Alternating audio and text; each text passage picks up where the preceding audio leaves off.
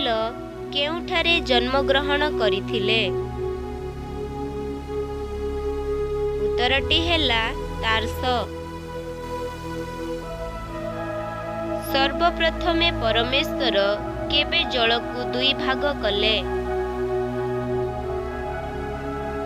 ଉତ୍ତରଟି ହେଲା ଦ୍ୱିତୀୟ ଦିବସରେ। ଯୀଶୁ ଶତ୍ରୁ ହସ୍ତରେ ସମର୍ପିତ ହେବା ରାତ୍ରି ଗେତ୍ସେମନୀ ବଗିଚାରେ କେତେ ଥର ପ୍ରାର୍ଥନା କରିଥିଲେ? ଉତ୍ତରଟି ହେଲା 3 ଥର। ଯୀଶୁ 12 ରୁ 30 ବର୍ଷ ମଧ୍ୟରେ କେଉଁଠି ଥିଲେ?